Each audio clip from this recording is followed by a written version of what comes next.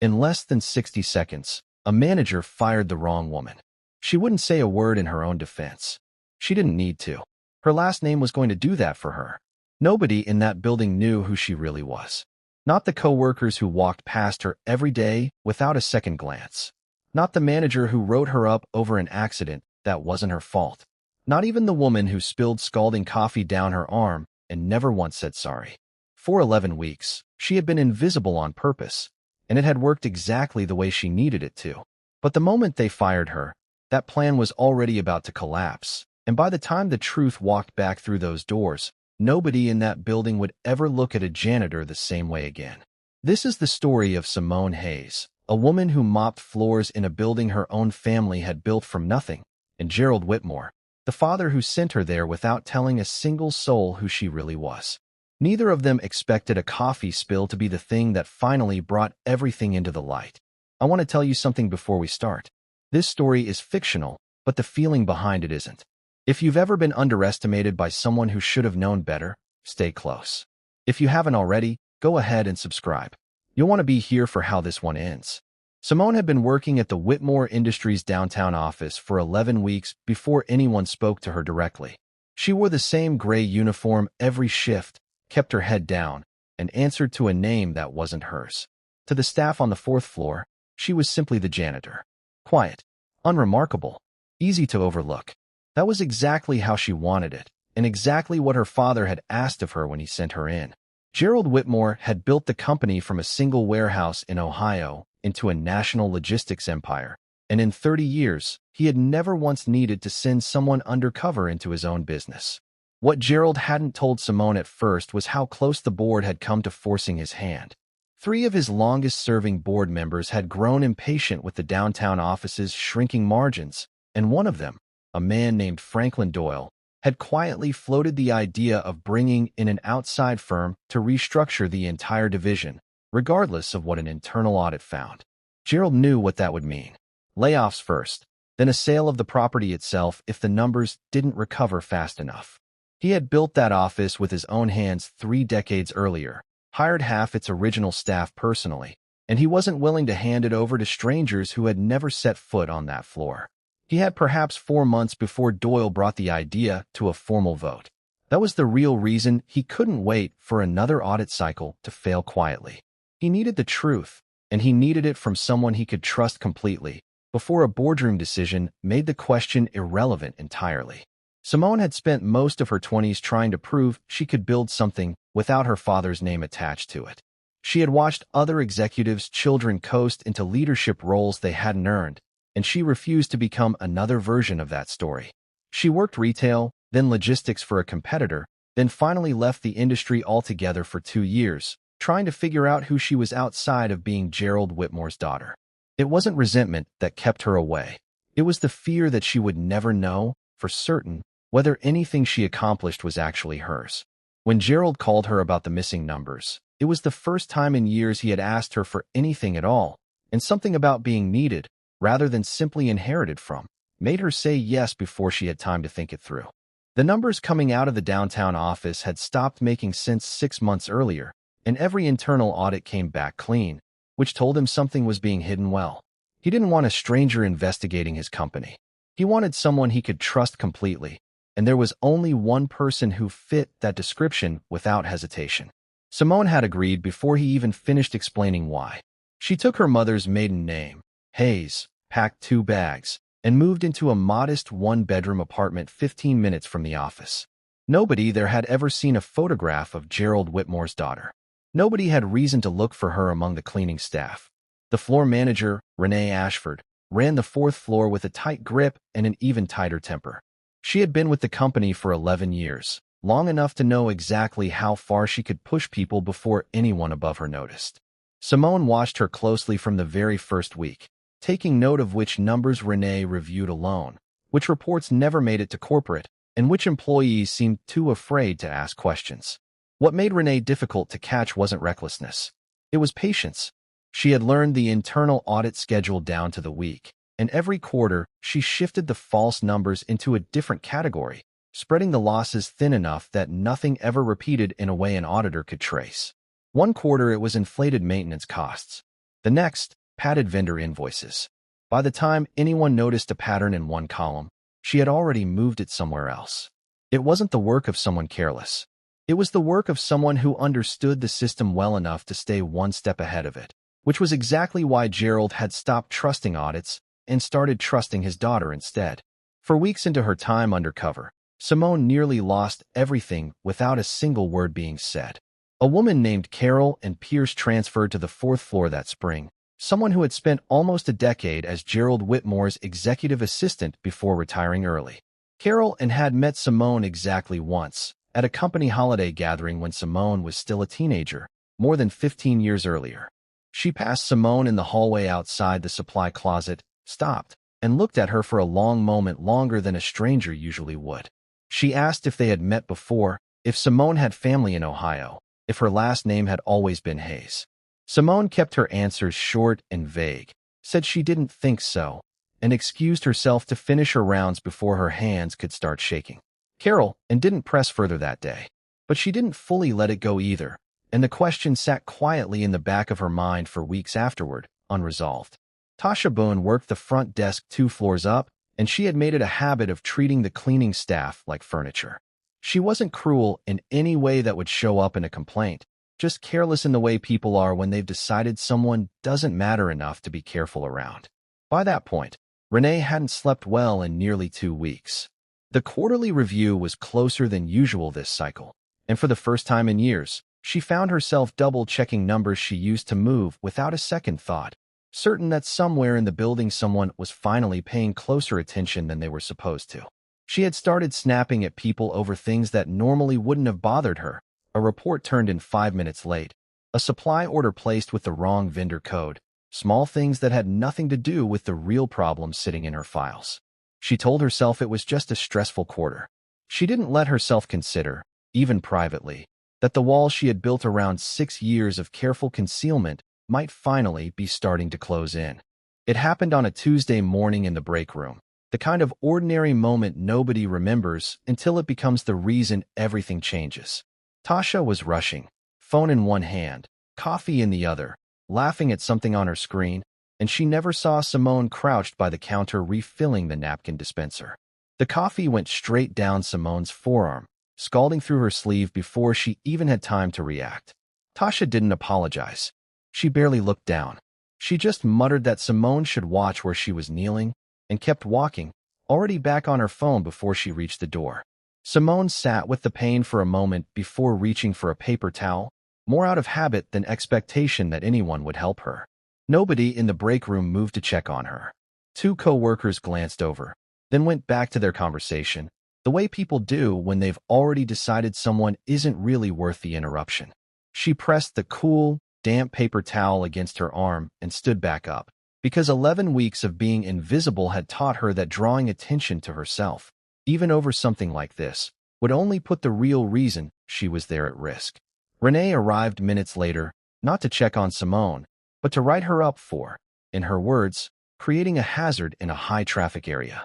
Simone tried to explain what had actually happened, that she had been kneeling by the counter doing her job when Tasha rushed through without looking. Renee didn't want to hear it. She had a folder in her hand already, one that made it clear this decision had been made before she ever walked into the room. Within the hour, Simone was being walked to her locker, her employment terminated over an incident that wasn't her fault, by a manager who had spent months making sure nobody looked too closely at what she was really doing on that floor. Simone said nothing in her own defense. She simply nodded, collected her things, and walked out the front doors of a building her own father had built from nothing, her arm still burning beneath her sleeve, and not one person in that building glancing twice as she left. What Renee didn't know, what nobody on that floor knew, was that firing Simone Hayes was about to be the most expensive decision of her entire career. Simone stood outside the building for a long time that afternoon, her arm still burning under her sleeve, watching people she had worked beside for weeks walk past her without a second glance. Not one of them asked where she was going or why she looked so shaken. She had spent 11 weeks training herself to be forgettable, and now she understood, in a way she hadn't fully expected, exactly how well that training had worked. There was one person who noticed. Marlon Reed had worked security at the Whitmore building for almost 20 years, long enough to see dozens of employees come and go without ever learning their names. He noticed Simone that same afternoon, sitting on the low wall outside the parking garage, holding her arm against her chest. He didn't ask questions. He simply walked over, asked if she needed ice, and when she said no, he sat down beside her anyway and waited until she was ready to stand. He never found out who she really was that day. He just knew someone had been hurt and left to sit alone, and that didn't sit right with him. Simone didn't go straight to her father's office that evening, though she told him later that she had. First, she went back to her small apartment, sat down on the edge of her bed still in uniform, and let herself feel, for the first time in 11 weeks, like giving up entirely. She thought about calling Gerald and telling him she was done, that someone else could finish what she started, that she had done her part, and it hadn't been enough. She sat with that thought for nearly an hour, staring at her uniform in the mirror, before she thought about Marlon Reed sitting beside her on that wall, asking for nothing, expecting nothing, simply showing up because someone needed him to. If a stranger could do that for her, she decided, she could at least finish what she came there to do. She went straight to her father's office across town, still in her uniform, her forearm red and raw, and for the first time in 11 weeks, she told Gerald Whitmore everything she had found. The falsified reports, the numbers that never matched, the way Renee Ashford had built a system where nobody underneath her felt safe enough to ask a single question. Gerald listened without interrupting, the way he always had, and when she finished, he asked her only one thing. Did she want to go back and finish what she started, or did she want him to handle it himself? You've made it this far, and that tells me this story means something to you. So let me ask, what would you have done in her shoes? I go through every comment, and I'd genuinely love to know. Simone chose to go back, not for revenge, and not even for herself, but because she knew Marlon Reed was still working that building every night, still treating strangers with more decency than most people manage for their own families, and she wasn't going to let a woman like Renee Ashford keep running that floor unchecked. Gerald agreed to wait until the following morning before he stepped in himself. What neither of them realized was that Renee had already made a phone call of her own that evening, one that would bring the entire situation into the open far sooner than either of them had planned. Renee sat alone in her car in the parking garage that evening, the folder of numbers on the passenger seat beside her, and dialed a number she hadn't used in over a year. The man on the other end, a regional compliance officer named Walter Grimes, had once needed Renee to overlook a scheduling violation on his own team, and she had done it without asking questions. Now she was asking for something in return. She told him she wanted the next audit moved up, framed as her own initiative, a sign of good faith and transparency before anyone could accuse her of hiding anything. Walter hesitated, then agreed, telling her he could have someone out there within the week. Renee thanked him, hung up, and sat in the dark a while longer, telling herself this was still something she could control. She had no way of knowing that the audit she was trying to get ahead of had already been requested days earlier by Gerald Whitmore himself, using an authority Renee had never once considered she might be standing against. The next morning, Gerald Whitmore walked into the fourth-floor office without warning, something he hadn't done in years. Renee met him at the elevator, already rehearsing an explanation for numbers she assumed he hadn't seen yet, ready to blame the losses on market conditions and a difficult quarter. She was 3 sentences into her explanation when the door behind Gerald opened, and Simone walked in wearing her own clothes for the first time in 11 weeks, no longer the woman from the cleaning staff, but standing beside her father as exactly who she had always been. The room went silent in a way that Renee would later describe as the longest few seconds of her career. Near the back of the room, Carol and Pierce stood frozen, one hand pressed to her mouth. The question she had carried quietly for weeks finally had an answer. She hadn't been imagining the resemblance in that hallway after all. Employees who had walked past Simone 100 times without a second look now stood frozen, trying to reconcile the quiet janitor they barely noticed with the daughter of the man who owned the building they worked in. Tasha Boone, standing near the break room where the coffee had spilled just one day earlier, went pale enough that a coworker later said she looked like she might be sick. Renee didn't say anything at all. Carol and Pierce approached Gerald privately later that same day, still visibly shaken from the moment in the fourth-floor office. She admitted she had suspected something in that hallway weeks earlier, but had talked herself out of saying anything, certain she was imagining a resemblance that couldn't possibly be real. Gerald told her she had nothing to apologize for. If anything, he said, her instinct had been right, and the only mistake was doubting it.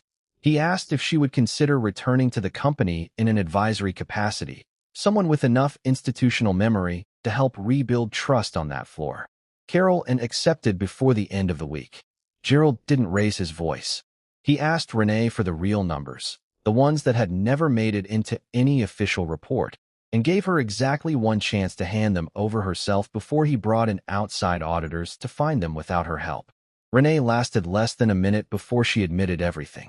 It hadn't started as greed.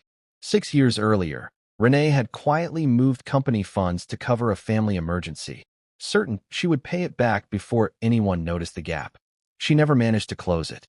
Each quarter the shortfall grew a little wider, and each quarter it became a little harder to admit what she'd done rather than simply hide it better.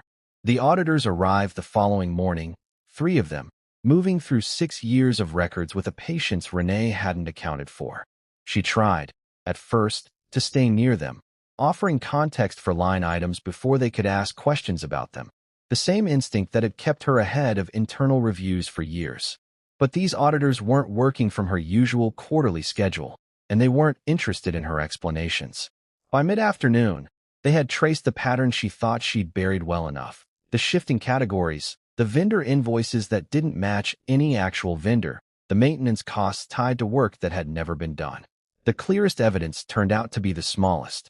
A maintenance invoice dated 18 months earlier listed repairs to a loading dock elevator that, according to building records, had been decommissioned and removed nearly 2 years before that date. It was a detail Renee had overlooked in the rush of covering a larger gap that quarter, one line among hundreds, and it was the thread the auditors pulled that unraveled everything else behind it. Renee spent most of that day in her office with the door closed, watching through the window as co-workers glanced toward her desk and quickly looked away, the way people do when they can tell something has already been decided, even before anyone says it out loud. Renee was terminated that same day, not over the coffee incident, but over 6 years of falsified records that auditors confirmed within the week. She left the building the same way Simone had 2 days earlier, carrying a small box of belongings, except this time it was her own colleagues watching in silence. No longer certain how many other things she might have gotten away with had a fired janitor never gone straight to the top. 3 weeks later, Gerald stood before the board and gave Franklin Doyle the full account he had been waiting months to deliver. The missing margins were explained. The fraud was contained, the losses recovered, and the downtown office was already stabilizing under new leadership. Doyle listened without interrupting, the same way he always did before a vote, and when Gerald finished, he simply nodded and said the matter was closed. There would be no restructuring, no outside firm, no sale of the property Gerald had built with his own hands 3 decades earlier. It was the shortest board meeting Gerald had sat through in years, and the only one that ended with him feeling like he'd actually protected something instead of just managing it. Tasha Boone kept her job, but not without a long conversation with Simone directly, one where Simone made clear that carelessness toward people who seem powerless has a way of catching up with you eventually. Tasha sat through that conversation with her hands folded in her lap, unable to look up for most of it, and when it ended, she apologized for the first time, not because she had to, but because she finally understood what she had actually done. She never spilled a careless word or a careless cup of coffee on anyone again. Marlon Reed, who had shown Simone the only real kindness she received during those 11 weeks, was offered a promotion to head of building security, a position he hadn't asked for and hadn't expected. Gerald insisted on it personally, telling Marlon that a man who checks on a stranger without knowing who she is deserves to be trusted with a lot more than a lobby desk. Marlon accepted, still a little stunned, still unaware for weeks afterward that the woman he'd sat beside on that low wall outside the parking garage was the reason his entire career had just changed. Marlon's first week in his new role, he made one change nobody expected. He asked that every new hire, from executives to cleaning staff, be personally introduced to him by name during onboarding, no exceptions. When someone asked why, he only said that nobody should ever have to sit alone on a low wall outside a parking garage wondering if anyone in the building even knew who they were. Tasha Boone was one of the first people he introduced himself to under the new policy, though by then, She already knew exactly who he was and exactly why the policy existed. Simone never went back to being invisible after that.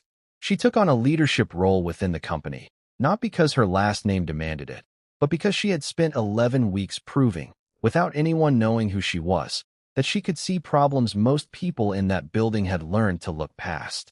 She and her father grew closer in the months that followed, not through boardroom meetings, but through long conversations about what she had witnessed on that floor, the kind of understanding that only comes from walking through something firsthand rather than hearing about it secondhand. Her first decision in the new role was a small one.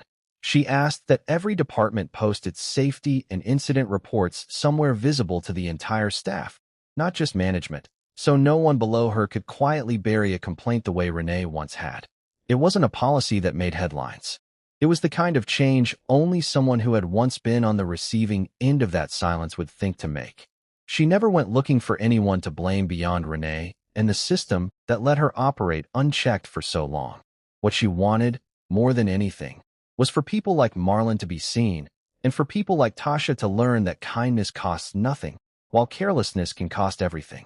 In the end, the woman nobody bothered to look at twice was the only one in that building who had been paying attention the entire time. Thank you for giving this story your time. That's not something I take lightly. If it meant something to you, subscribe, share it with someone who'd feel it too, and drop a comment letting me know where in the world you're watching from. I go through every single one, and I always respond. See you in the next story.